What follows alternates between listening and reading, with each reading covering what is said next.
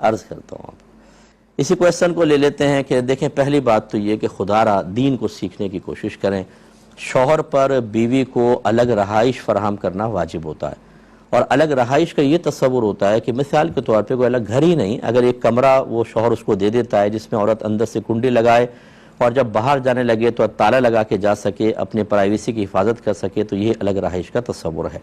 اگر کوئی خاتون جوائنٹ فیملی میں رہتی ہیں اور اس وجہ سے اپنے کمرے کو تالا لگا کر جاتی ہیں کہ خدا نخواستہ کوئی چوری نہ کر لے، کوئی گھس کے میری چیزیں استعمال نہ کر لے، تو اس کو بالکل شرعی طور پہ حق حاصل ہے. اس پہ کون سا شور مچانے کی ضرورت تھی کہ کیوں تالے لگا کر گئیں؟ اور پھر یہ کہہ رہا کہ ہم پہ شبہ ہے تمہیں کہ ہم چوری کریں گے. بھئی ضروری ہے کہ کوئی تالے لگا کر جائے تو چوری کا شبہ ہوتا ہے؟ اگر آپ گھر میں جب باہر جاتے ہیں تو باہر بھی تالے لگاتے ہیں. اب کوئی محلے والا آ کر کہے کہ تم ہم پہ شک کرتے ہو، بھئی ٹھیک ہے حفاظت کے لیے کرتے ہیں تو اس میں کیا پرابلم ہے؟ تو اس میں تالا لگانے میں کوئی حرج نہیں تھا. لیکن اب یہ ہوا کہ انہوں نے جب آپ سے پوچھا تو آپ نے یہ غلط کیا. آپ کہتی ٹھیک ہے میں تالا لگا کر گئی ہوں، مجھے شریعت حق دیتی ہے، اور اگر شریعت کا آپ کو نہیں پتا تھا تو آپ کہتی ہاں میں نے تالا لگایا. جو جھگڑا ہوتا تو دیکھا جاتا. آپ نے خود اس جھگڑے کو بڑھایا اور معاذ اللہ قرآن اٹھا لیا، جھوٹا قرآن کہ میں نے تالا نہیں لگایا.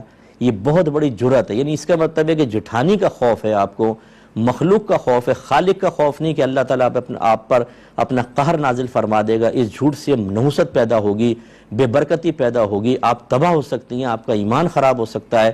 کوئی پرواہ نہیں.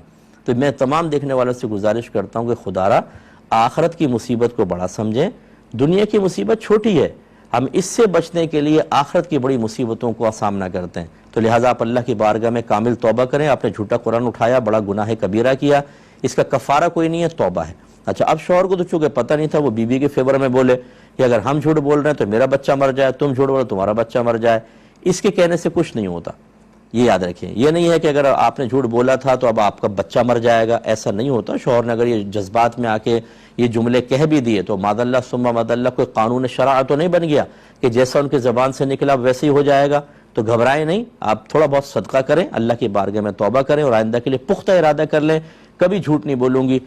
ٹکرا جائیں زمانے سے کوئی مسئلہ نہیں ہے. اگر آپ سچ بولتی ہیں، آپ اندازہ کریں کیا اتنا ٹینشن ہوتا؟ تھوڑا بہت وہ بولتے، آپ کہتے ہیں میں حفاظت کے لیے لگا گئی تھی. زیادہ یہ ہوتا کہ وہ کہتے ہیں آئندہ نہ لگانا، آپ کہتے چلو نہیں لگائیں گے، الگ مسئلہ. لیکن آپ نے کس قدر اپنے آپ کو پھنسا لیا، شوہر کو بھی انوالو کر لیا، قرآن پاک بھی اٹھا لیا. یہ عورتوں کی، مجھے بہن ناراض مت ہوئیے گا، عورتوں کی سمجھ میں نہیں آتی کہ بیچاری اپنی اس ننھی سی عقل کو استعمال کر کے کس قدر خراب کام کر لیتی ہیں. ایسا نہ کریں. اچھا اس پہ بھی ناراض نہ ہو کہ یہ ننھی سی عقل، ہر بہن کی عقل ننھی سی نہیں ہوتی ہے. بہت سی بہنیں ایسی ہوتی ہیں کہ ہم جیسے ہزاروں مرد ان کے سامنے پانی بھرتے ہیں. اب آپ خوش ہو گئی ہوں گی.